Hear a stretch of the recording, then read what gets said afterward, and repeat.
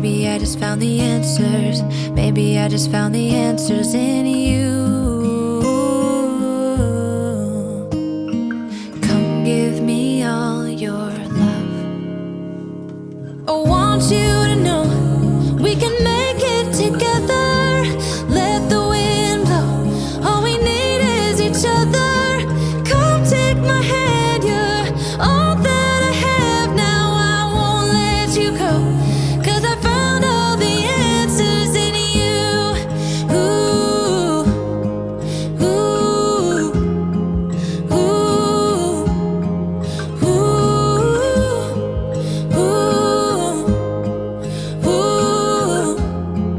ooh.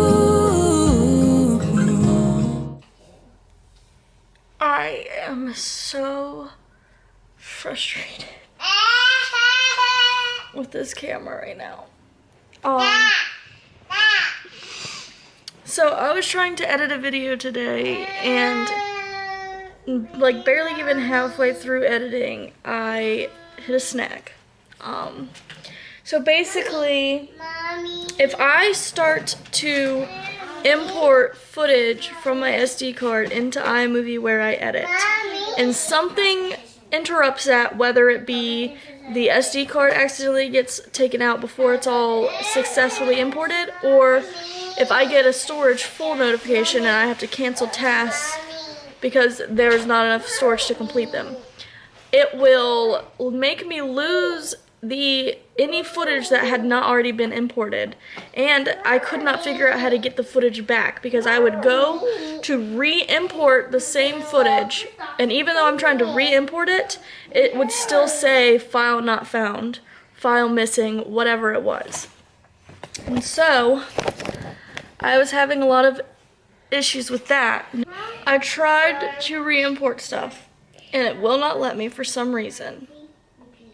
And the formatting with this camera is weird, so it isn't the setup that I'm used to. I'm used to putting my SD card into my computer, pulling up the file, and then it shows all the little clips, and I can just drag and drop into iMovie.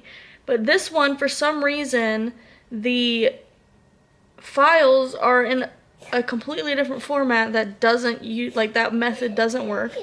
And I have to import a certain way, and I don't even understand it. And basically, I could not get the clips that I needed to import into iMovie so that I could edit them. It just kept saying file not found or file missing or whatever. And so I would put the SD card back into the camera to see if I could figure something out from there. But after I plug the SD card in to my computer and take it out and put it back into the camera, it says that, like, it has an error saying that they can't read the SD card. The camera can't read the SD card, and that I have to format it. And then it didn't click for me that when I format it, it deletes everything off of it. And so I just did that and went to format it and lost so much footage, man. So much footage. Literally, I lost footage for 3 different videos. Pretty much all footage for 3 different videos just gone. And some of it was pretty good footage. And it's just like wasted. It's completely wasted, and now I have none of that footage for all of the videos that I had planned for the next couple of days. And I don't even know what to do about it. I don't even know what to do about it, because I don't have any of the footage for any of my videos anymore. I managed to keep some footage from the video that I was editing to go up tomorrow. Not any of the main footage that was the main point of the video. Basically, that day, I had just been talking about how rough of a day I was having.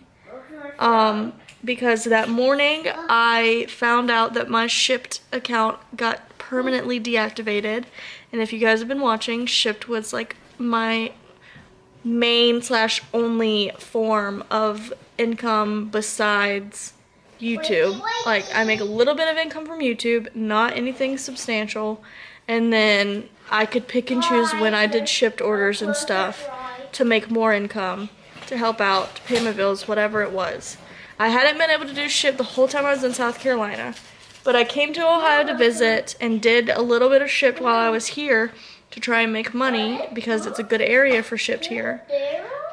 And then one morning I randomly wake up to an email saying that my shipped account was permanently deactivated, and basically within their policies you have to maintain a 4.7 or higher rating, and mine was 4.6.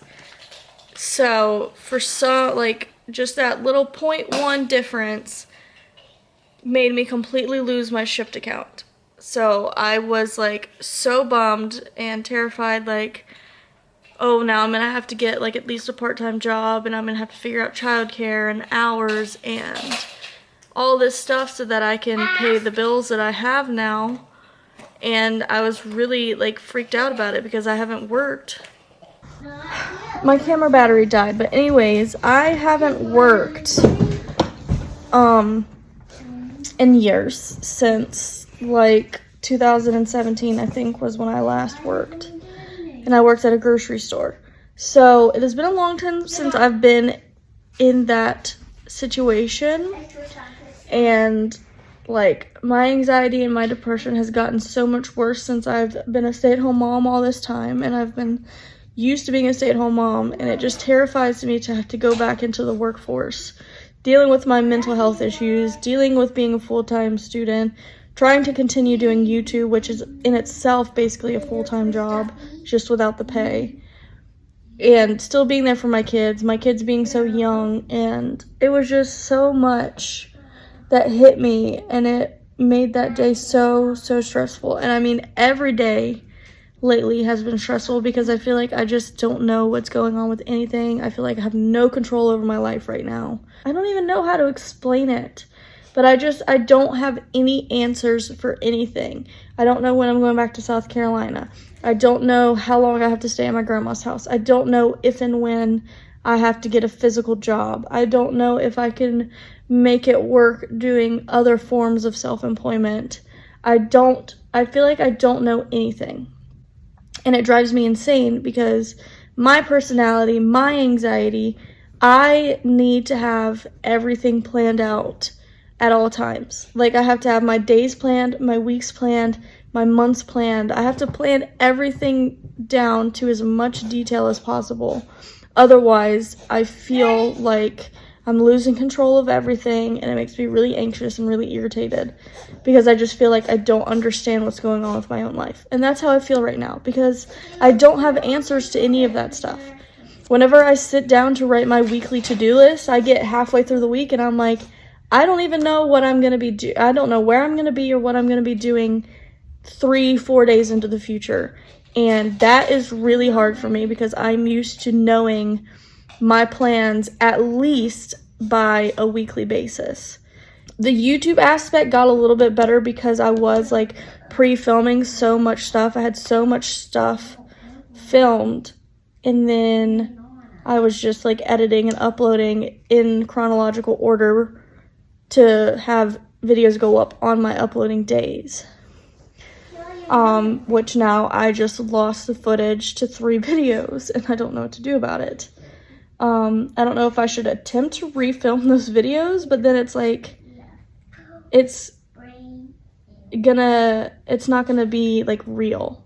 If you know, like certain aspects of it, I can't just go out and refilm the exact same things because of the types of stuff that we did on those days.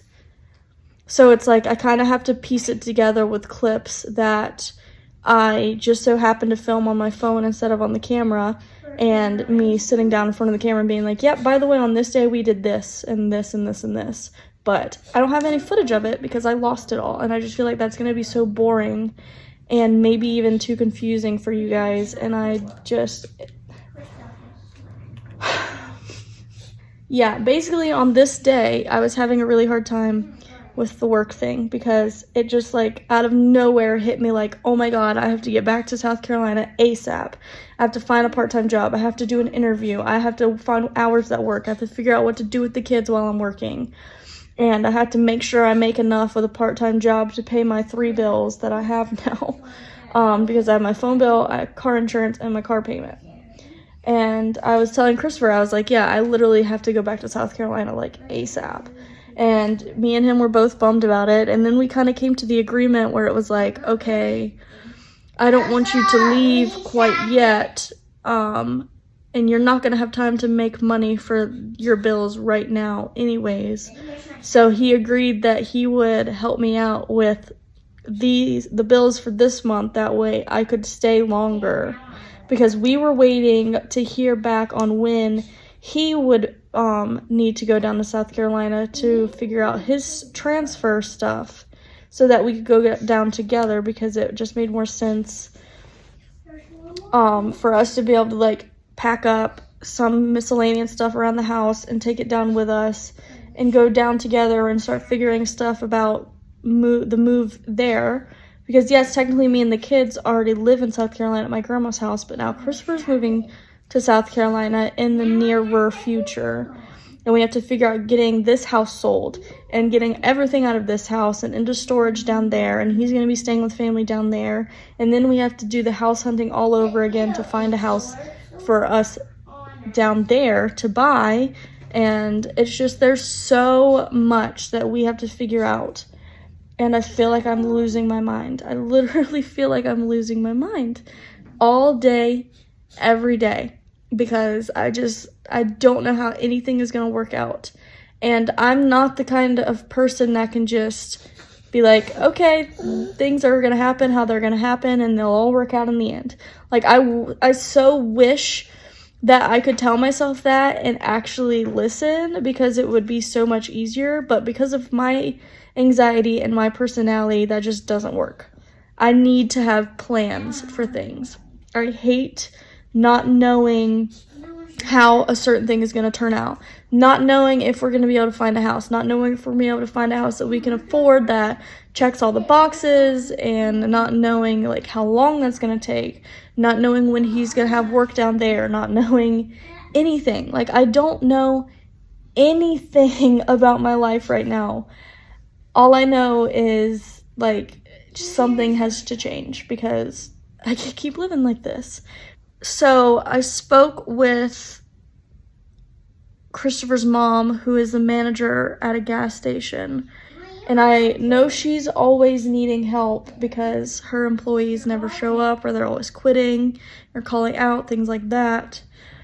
So I asked Christopher to see if she still needed employees or whatever, because I was like, working for my mother-in-law would make the most sense, because she knows my situation personally. She is also going to have, like, keep the kids' best interest in mind, if you know what I mean. Like, she's their grandmother, so she's obviously going to care about them and their well-being too, way more than just some random stranger boss.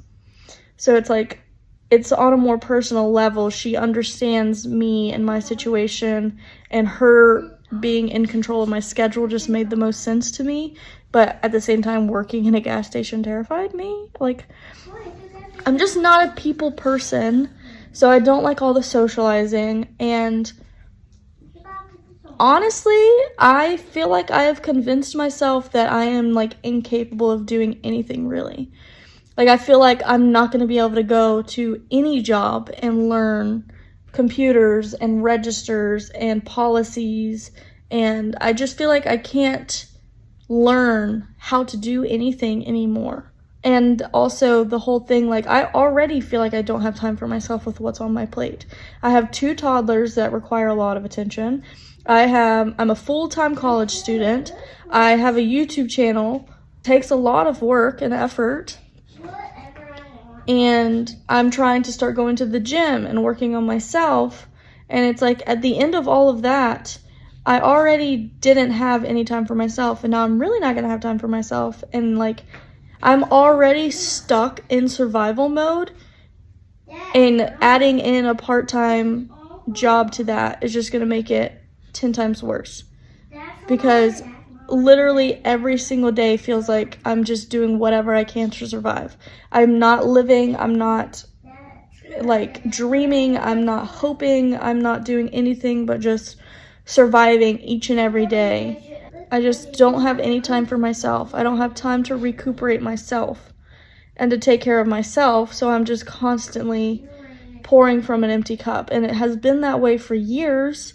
And like, I want to make the changes for that to be different so badly, so that I can be a better person and I can love myself more and I can be a better parent and a better partner and just better everything. But I don't have the time to sit here and make so many life-changing alterations to myself, to my habits, to my schedule, to my routine, to my life, to anything. And I ended up applying for the job, and his mom, like, wrote me down to that she would be interviewing me just to make sure that no other, like, location got to me first, and then I would end up having to work for them.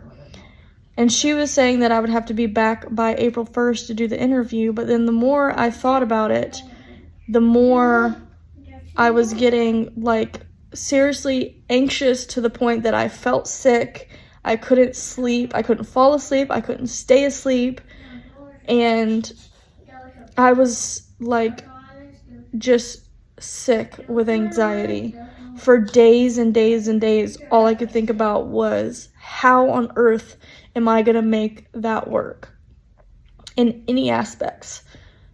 And I kept telling Christopher, like, I don't want to do it. I really don't want to do it. But I don't want the pressure being on you with me being a stay-at-home mom if it's going to make us repairing our relationship harder again.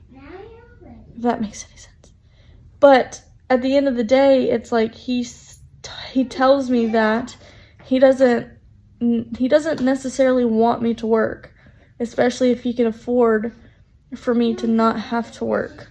So I was trying my best to suck it up, but I've gotten to the point where I'm just not ready for that because my life feels too chaotic and too, like, I don't know the word. It just feels like my life is not settled enough for me to throw something like that into the mix and just mess everything all up even more. So even though I can't do Shipt anymore, which is the app that I'm used to, it's the one that I understood, and it's the one that I knew, like, the kinds of money that I could make if I put in the work and the hours into it, which I didn't do in South Carolina because of the location being harder. But I still have DoorDash and I still have Instacart. I've never done either of them just because, like, I've always chickened out of it and just stuck with Shipt because it was what was easiest for me.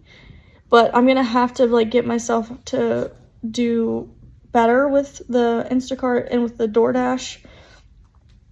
And, like, I just want to try that out for a period of time to see if I can make it work with doing that before I jump into going out and getting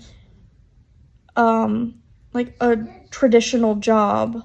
Because my goal ever since I started college was I wanted to be able to stay home, focus on schoolwork, focus on the kids and raising the kids, and then by the time I was to the point where I was going to be getting my degree, the kids would be of school age, and it would be a lot easier because I wouldn't be in college anymore. So I could take my degree and I could find a career with that. My kids would be starting school or in school, so it would be a little bit easier with the childcare option to figure out getting a job. So I've been saying from the start that I wanted to finish school first and then find the job. I didn't want to have to juggle both of those on top of everything else, because I feel like Like, YouTube is my passion and YouTube is what I love to do, but it just doesn't bring in enough money. And I really, really do not want to get to the point where I am doing so much other stuff to make ends meet that I can no longer do YouTube at all or as often as I do or whatever it is, because I enjoy doing YouTube. I enjoy the community that I've created and I enjoy the support. I enjoy knowing that I am like helping other people in some way, like when people can relate to me, or whenever seeing my kids grow up helps them like have a better day, or whatever it may be. Like, I genuinely enjoy the community and the support and doing it. I love documenting my life and being able to go back and watch over it, even for my own personal reasons. But it is very, very time consuming. And that's why I've always wanted YouTube to be a substantial income, because that would allow me to still have the time that I need to put my all into YouTube, because I love it and I want to continue doing it. It would just be so much better if I could be doing something that I love, like YouTube, and still be able to make a living off of it, because obviously that's anyone's dream, is to find work doing something that they love but still getting paid for it so that you can make a living. I feel like I just talk in circles and I never know how to put my thoughts into words, but that's the best that I could get. So for now, I am continuing YouTube the same, and the little bit of income that I do get from YouTube, of course, helps out at least a little bit. Like, it could cover my insurance or my phone bill or whatever. So I'm gonna continue YouTube and hopefully continue growing YouTube, and the potential for YouTube eventually becoming like a serious career, I guess. Would you consider it a career? Like other YouTubers, is it a career? I don't know. I don't know the ins and the outs of it. But I do plan to and want to continue doing YouTube. But like I said, my next plan of action is just to test out doing Instacart and DoorDash. Like, I'm just gonna have to take a couple of days out of the week where I just go do a bunch of orders, leave the kids with my mom or whatever, depending on if Christopher's going to be in town and if he's going to be working or whatever. That way I can actually go out to the areas where those apps are popular and I can spend hours in a day doing orders and make a decent amount of money, because I know that there are people out there that can make a good amount of money doing stuff like DoorDash and Instacart. And I saw for it myself how much money I could make doing Shipped. It's just the point of being able to put the work and the time into it, which is hard when you have 2 toddlers with you 24/7. So like I said, I need to like really give it a full shot of just taking a few days out of the week, like 2-3 days out of the week where I literally just do nothing but deliveries, and see where that puts me financially. And if it works out well, that's great. Then I'll just continue doing that and everything will relatively stay the same. But if I find out that that really doesn't work and I do have to find like some sort of part-time job, then I guess I'm just going to cross that bridge when I get there. That's what I'm trying to tell myself, to be my plan of action to help me feel a little bit better.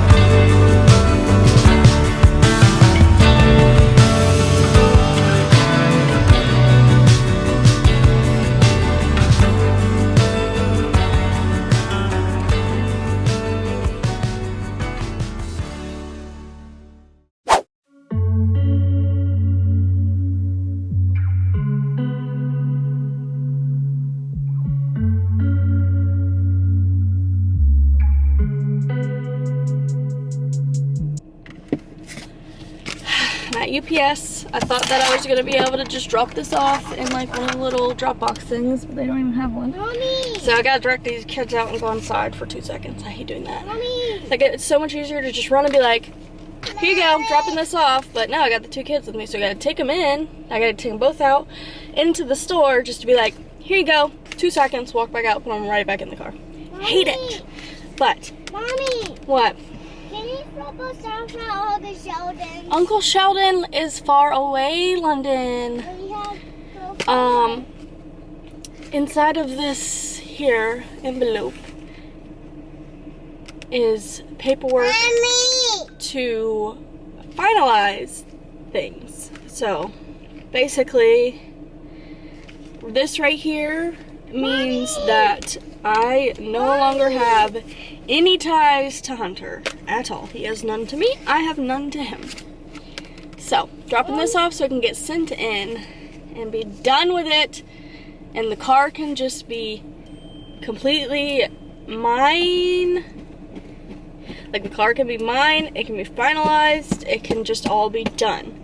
Because at this rate, I've been driving this car, but it has not been finalized with the dealership, the bank, or anything. So this is the official final paperwork. Mommy. And it also disconnects any ties with Hunter.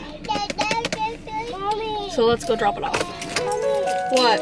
We gotta go far, far away. We can't go far away yet. Mommy. It's done. It's dropped off. Now I can tell the lady at the dealership.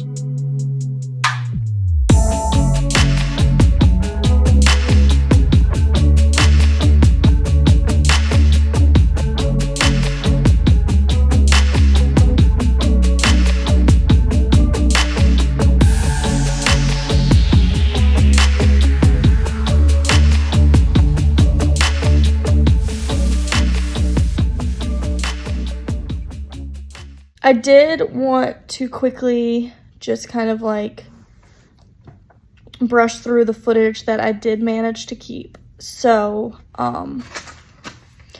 as you saw, Christopher and I signed the paperwork for the car. We mailed that in. I'm sure the dealership has it by now.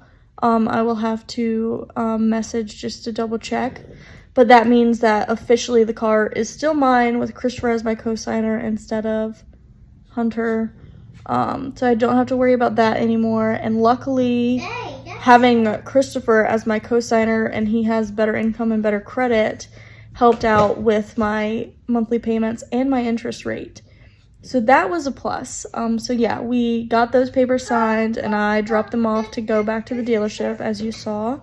And that day, I had also told Christopher that I was just having a really rough day that day, so he brought flowers home for me that evening after work, which was really sweet of him. So you saw me getting those flowers together, and we do not own a vase, and he didn't get a vase because he didn't know where to find a vase, so he just brought the flowers home. But I mean, like, he tried. I appreciate it. It was a really nice gesture.